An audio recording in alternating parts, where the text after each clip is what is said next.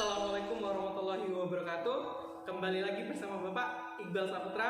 Mari kita belajar. Oke, di video yang kedua ini mengenai konsep listrik statis. Nah, ini sedikit berbeda. Kalau yang kemarin kita sudah membahas di video yang pertama kan, yaitu tentang muatan listrik dan juga gaya Coulomb atau gaya listrik. Nah, kalau di video kedua ini tentang konsep listrik statis, kita akan mempelajari 3 hal. Apa saja itu? Mari kita bahas. Nah, bisa kalian lihat ya. Yang pertama, kita akan membahas tentang penerapan hukum Coulomb. Yang kedua, yakni tentang medan listrik. Apa sih medan listrik itu? Kenapa nggak Jakarta listrik? Oke. Yang ketiga, yakni tentang beda potensial dan energi listrik. Oke, anak-anakku sekalian, mari kita simak pembelajaran ini dengan menyenangkan. Yang pertama, kita akan menerapkan tentang penerapan hukum Coulomb. Nah, masih ingat kan di video pertama Bapak tampilkan tuh mengenai rumus hukum Coulomb. Mari kita pelajari lagi. Nah, baik, hukum Coulomb itu menyatakan bahwa besarnya gaya tarik-menarik antara dua muatan listrik itu sebanding dengan besarnya muatan listriknya dan berbanding terbalik terhadap jaraknya, gitu ya. Nah, secara matematis tertulis seperti ini. Fc sama dengan K Q1 dikali Q2 dibagi R kuadrat. Nah, FC itu apa? Yaitu FC di sini bukan football club ya, tetapi gaya Coulomb atau gaya listrik. Nah, untuk satuannya adalah Newton, N gitu ya, begitu. Sedangkan K di sini adalah konstanta dalam muatan listrik. Nah, konstantanya berapa? Yaitu 9 kali 10 pangkat 9 dengan satuan Newton meter persegi per Coulomb kuadrat. Begitu. Nah, sedangkan Q1 dan Q2-nya itu apa, Pak? Nah, Q1 dan Q2-nya adalah besar muatan listrik pada benda pertama maupun benda kedua. Kalau Q1 berarti muatan Q1. Kalau Q2 berarti muatan pada benda kedua. Gitu. Apa satuannya? Satuannya adalah Coulomb. Gitu. Baik, yang selanjutnya di situ ada R kuadrat ya. Nah, R-nya itu apa? Nah, di praktikum sebelumnya kan kita sudah membahas R di situ adalah jarak, perbedaan jarak antara kedua muatan. Nah, untuk lebih jelasnya, mari kita menyelesaikan sebuah permasalahan dengan menggunakan konsep hukum Coulomb ini. Mari simak penerapan berikut ini. Nah, baiklah.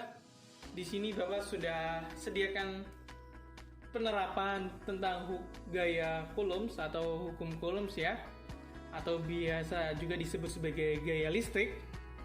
Nah, di situ bisa kalian lihat itu adalah contoh yang rumus yang sudah kita pelajari di video sebelumnya ya. Ada Fc sama dengan K Q1 dikali Q2 dan R kuadrat. Fc-nya gaya listrik, K-nya konstanta, Q1 dan Q2 adalah muatan dari suatu benda memiliki muatan listrik, dan R itu jarak yang memisahkan mereka. Begitu. Nah, contoh soalnya seperti ini. Ada 2 buah muatan listrik positif. Masing-masing bermuatan sebesar 10 Coulomb dan 20 Coulomb. Terletak pada jarak 3 cm. Hitunglah besarnya gaya listrik atau Coulomb yang dialami 2 muatan tersebut. Oke. Baik, di sini Bapak akan jelaskan bagaimana cara pengerjaannya. Pertama, kalian harus bayangkan dulu. Kalau Bapak biasanya membayangkan dulu. Gitu. Di sini ada suatu muatan ya. Anggap aja ini muatan 1, ini muatan 2. Ini berarti Q1, Di sini adalah Q2. Nah, kemudian Q1 itu memiliki muatan yaitu sebesar 10 kolom. Begitu. Sedangkan Q2 memiliki muatan sebesar 20 kolom. Gitu. Terus, mereka ini terpisah dengan jarak yaitu 3 cm. 3 cm. Nah, 3 cm ini apa? Yaitu R. Kan jarak yang memisahkan. Gitu. R. Oke. Terus, yang perlu kita ketahui adalah K. Masih ingat konstantanya? Iya, konstantanya bernilai yaitu 9 kali 10 pangkat 9 Newton meter persegi per kolom kuadrat. Itu. Selanjutnya langsung saja kita jawab. Oke, pertama Bapak membiasakan diri yaitu kita harus menulis dulu apa yang sudah kita analisa tadi, diketahui. Yaitu Q1 sebesar 10 kolom, Q2 sebesar 20 kolom. Apalagi? Yaitu jaraknya, ya Bapak taruh di bawah saja, R-nya yaitu 3 cm gitu. Dan konstanta sebesar 9 kali 10 pangkat 9 Newton meter persegi per kolom kuadrat. Nah, ditanyakan adalah Fc-nya, gaya listriknya atau gaya kolom. Nah, sebelum mengerjakannya, kalian lihat dulu satuannya sudah sama belum nggak? Sudah sama nggak? Gitu. Oke, pertama, di konstanta ini ada Newton, meter, sama kolom. Muatannya, kolom, sudah sesuai. Jaraknya adalah cm. Sedangkan di sini, meter. Maka kita wajib mengganti satuan cm menjadi meter. Oke, 3 cm. Dijadikan meter, maka nilainya jadi 3 per 100 meter. Kenapa demikian? Karena cm ke meter naik 2 tingkat. Kalau naiknya 2 tingkat, artinya dibagi, kalau 1 tingkat kan dibaginya 10. Kalau 2 tingkat berarti dibaginya ya 100. Berarti hasilnya adalah, Bapak biasanya paling suka dibuat pangkat. Gitu. Jadi 3 kali 10 pangkat min 2. Oke, Bapak tidak perlu menjelaskan ini panjang lebar karena di pelajaran matematika kalian pastinya sudah paham ya. Oke, langsung saja Bapak lanjutkan di sini. Maka langsung saja Fc sama dengan K Q1 dikali Q2 per R kuadrat. Oke, K-nya kita tulis ulang. K-nya besarnya ini 9 kali 10 pangkat 9. Oke. Nah, enaknya adalah ketika satuannya kita sudah sama, boleh kita nggak menulis dulu satuannya, nanti aja di akhir. Gitu. Langsung dikali, ini dikali ya, dikali dalam, nah langsung, tapi ini ditutup kurung saja biar kalian paham. Berarti yang dikerjakan yang di dalam kurung dulu. Oke. Q1 dikali Q2, Q1-nya 10 kali Q2-nya 20 dibagi R kuadrat, 3 kali 10 pangkat min 2 dikuadratkan. Oke, Bapak tulis ulang di sini, ini pindahan saja ke sini ya, berarti masih tetap 9 kali 10 pangkat 9 di dalam kurung 10 kali 20 berapa? 200 dibagi, nah 3 dikuadratin, 3 kuadrat berapa? 9 gitu.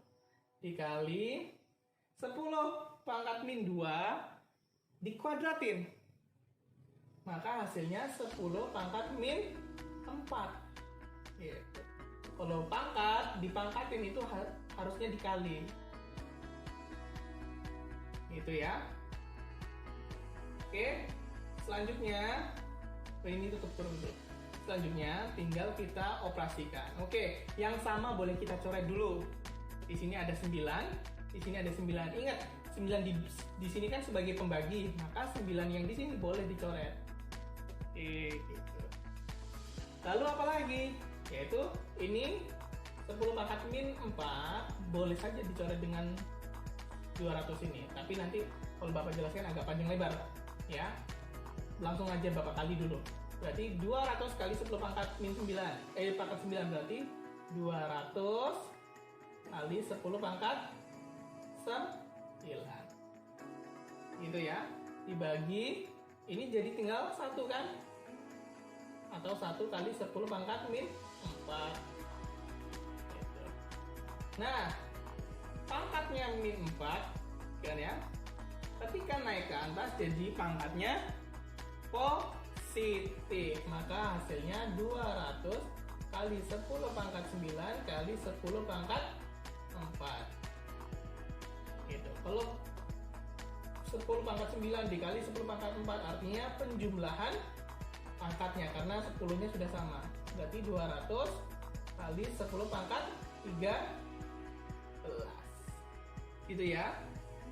Nah, 200 ini paling mudahnya Bapak tulis saja 2 kali 10 pangkat 15. Satunya apa? Newton. Begitu. Oke, sampai sini paham? Mudah-mudahan bisa kalian pahami dengan baik ya. Oke, kita lanjutkan pelajarannya. Ya, baiklah. Yang kedua, ini kita akan membahas tentang medan listrik. Kenapa nggak Jakarta Listrik, Pak? Nah, medan listrik itu bukan katanya Medan, berarti listriknya ada di Medan, bukan. Nah, medan listrik itu adalah berkaitan area sekitar yang bisa dipengaruhi oleh gaya listriknya tadi itu.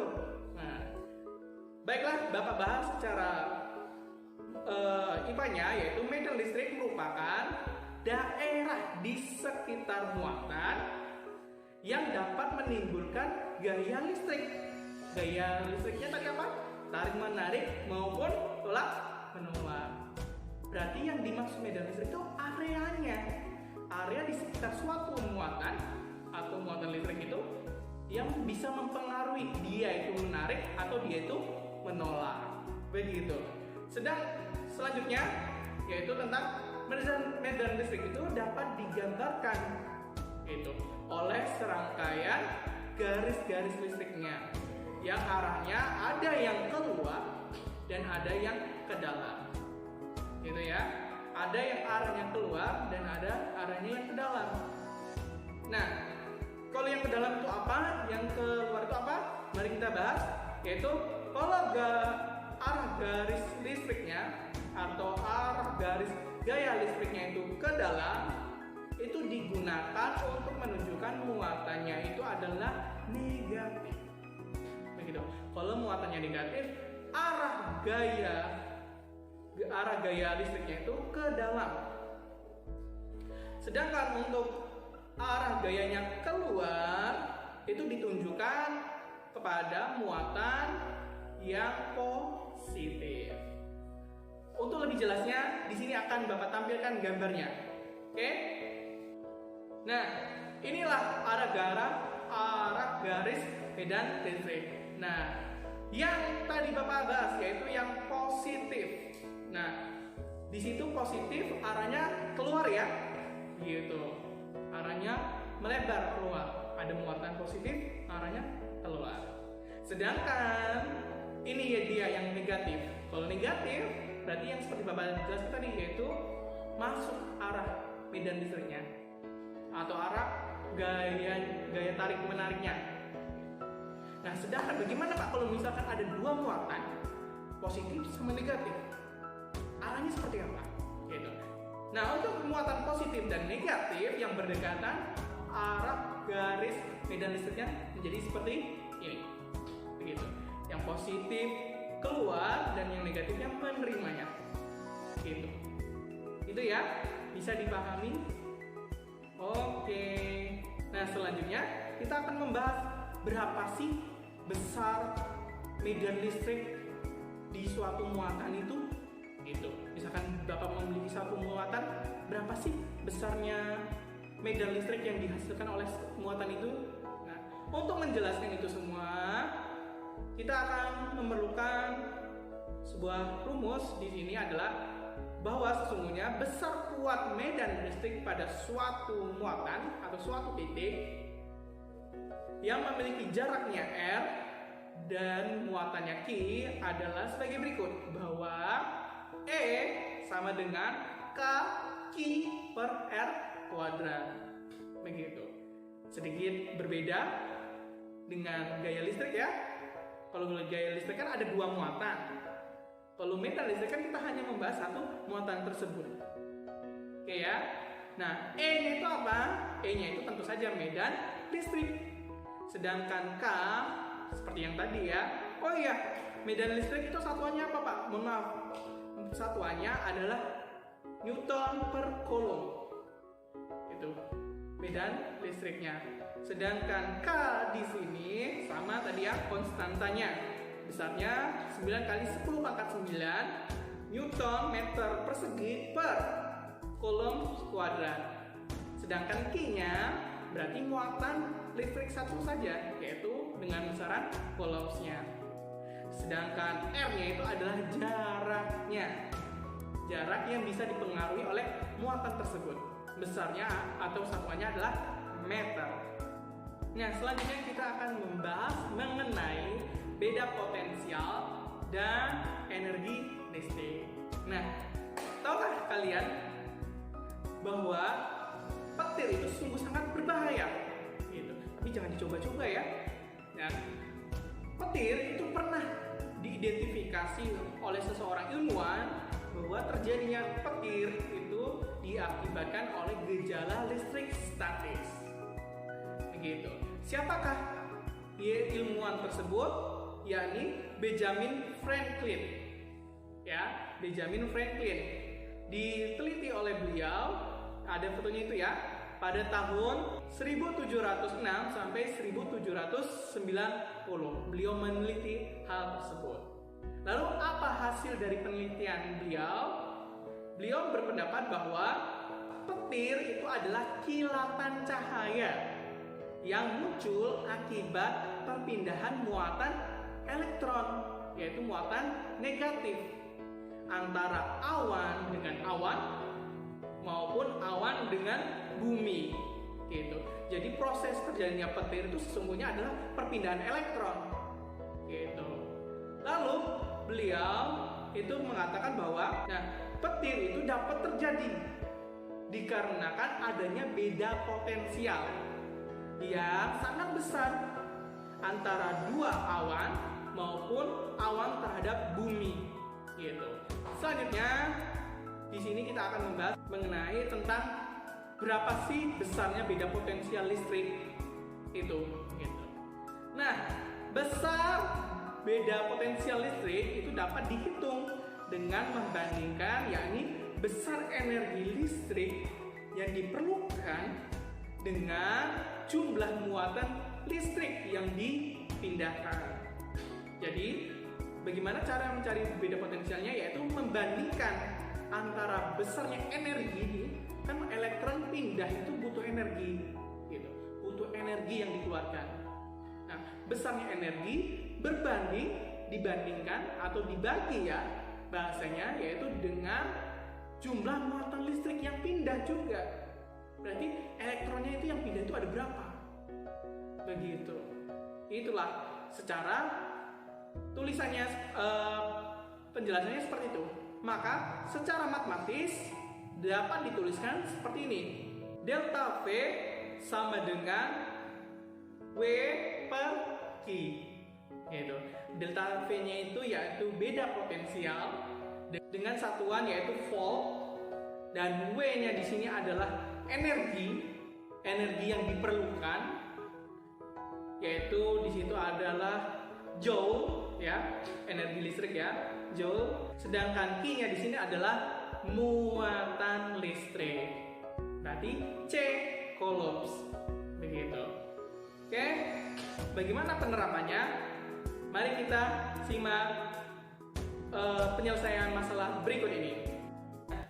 Ini selanjutnya penerapan rumus beda potensial ya, yang berkaitan dengan energi yang diperlukan untuk memindahkan suatu muatan. Nah, ingat kembali di situ ada sigma V yang besarnya sama dengan W per Q. W di sini adalah energi yang dibutuhkan untuk memindahkan muatan.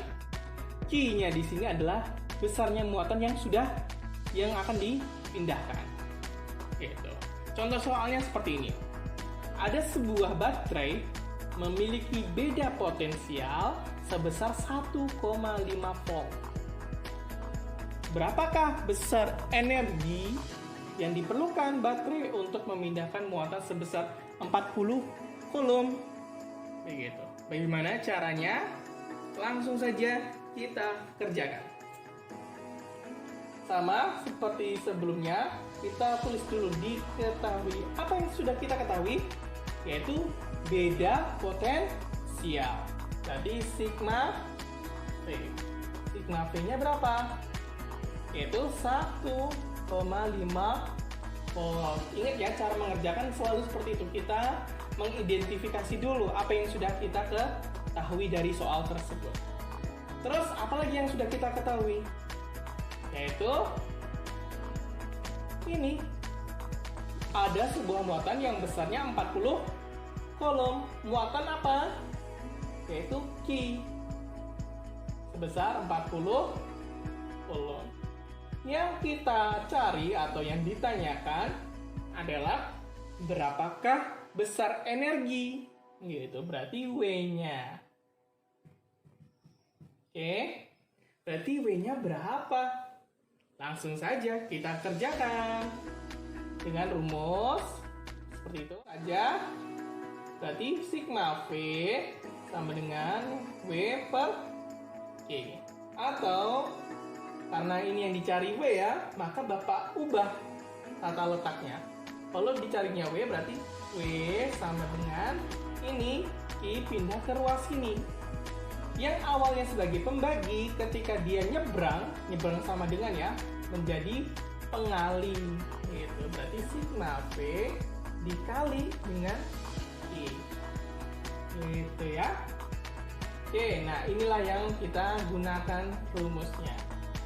Maka W sama dengan sigma V kali I. Besarnya sigma V 1,5 kali Q, Q-nya adalah 40.